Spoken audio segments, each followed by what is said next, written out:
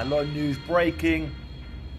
A new president has taken power in Mexico, and this morning, a week after she took power, we have announced the new security plan.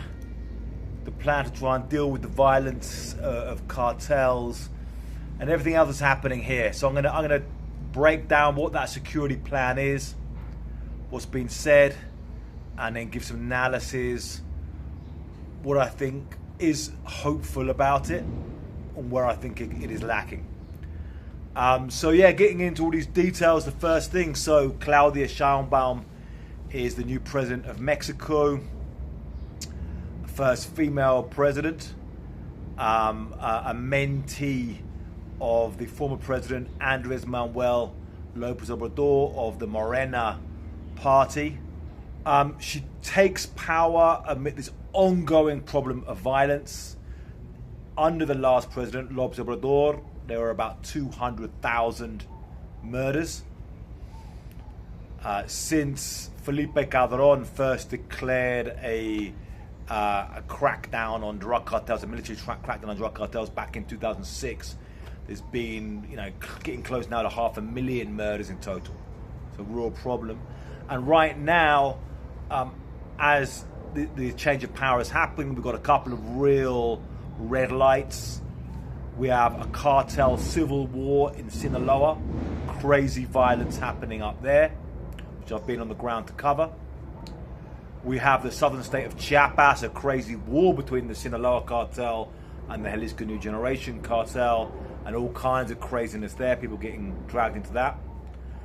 And on Sunday evening, there was a mayor, a newly elected mayor of the city of Chilpancingo, a pretty big city in Guerrero state, and he was murdered, he was killed and decapitated. So we've got a lot of crazy violence happening as we go into this. Now, the security strategy, the person who's being the kind of security czar, you could say, the person really personifying the policy under Claudia Sheinbaum, is Omar Garcia Harfuch. And he was, under her in Mexico City, the public security secretary. They had some results here in Mexico City, quite a big reduction of the murder rate. And although there's also criticisms of him, but he is somebody who's got some results. So he is the public security secretary on a national level, and he's the one who today read out the security strategy. But there's also a security cabinet involving the head of the army, the head of the Marines, and the Attorney General. And one thing is, we'll get into some of these politics in a second, but you have a big part of this now is the National Guard, is this big police force in Mexico, is under the control of the military, and really the military are the ones with the real power in this setup. Okay, let's break down what was said. So, Omar Garcia Harfuch read out this security strategy. There's also a document that's been floating around since last week. And there was comments made by Garcia Harfuch, made by Claudia Sheinbaum, made by the head of the military during a press conference after it. But I think there's really three main areas we can see in this security strategy. The first is going after high impact crimes. So they said we're going to go after high impact crimes, particularly murders and extortion. Not really mentioned about going after drug trafficking so much. So after murder and extortion, they're named as being the high impact crimes that they're going after. And they show graphs of the most violent municipalities in Mexico. Some of the most violent municipalities include Colima City, Tijuana City, cities in Guanajuato, cities around the country, some in Jalisco, different places, where there's the real highest murder rates, and focusing on those areas. The second leg of this strategy is about crime prevention, also in these high impact areas.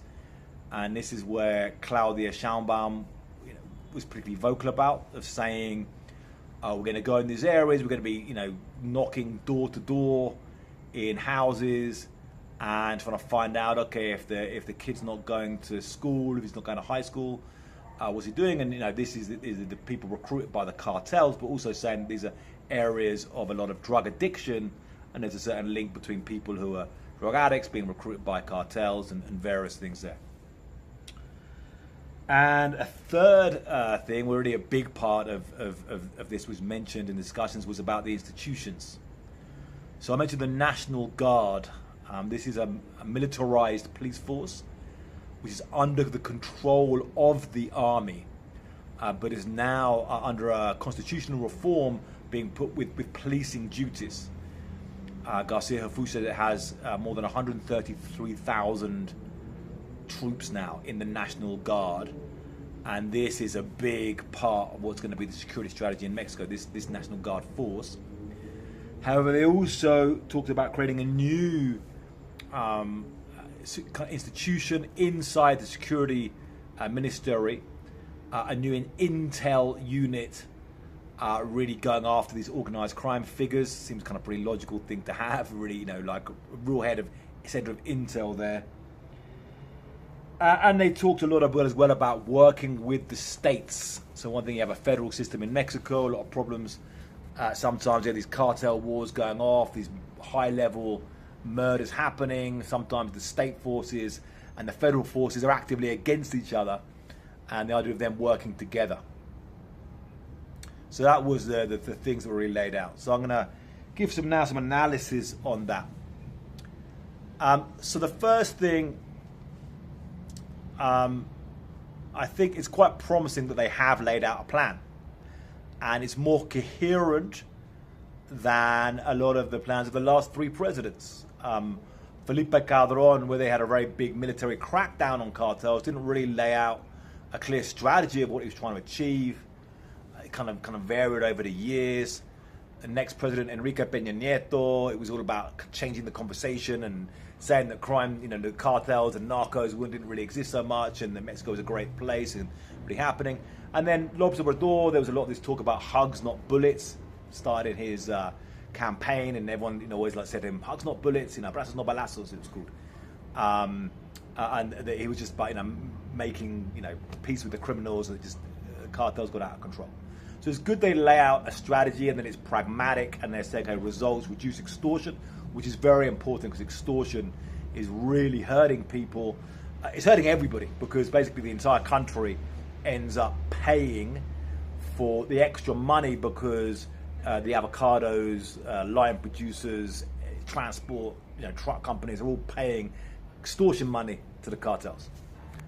So it's good they lay out this, and murders what really affects people. With the question over this militarization, I think a lot of people are going to be picking up on this. It was interesting the way they used the rhetoric. So Claudia Sheinbaum said, we're not going back to the war against the narcos, the kind of Felipe Calderon era. That was in their rhetoric. Garcia Hafu said, this is not militarization.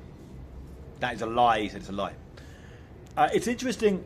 First thing is, it's interesting they choose this, whereas they are having a military approach, they're not having a rhetoric of Nayib Bukele in El Salvador, or of Noboa in Ecuador. We're very much embracing, we're going to fight the terrorists and all this stuff. It was not like a very aggressive kind of gung-ho attitude in this. But they are going for an approach where you have got the army controlling a massive internal police force, and that's what's happening. That's the reality. Whereas a lot of people don't like that, and there's a lot of worry when you have an internal bunch of soldiers basically on the streets, or a military-controlled police force.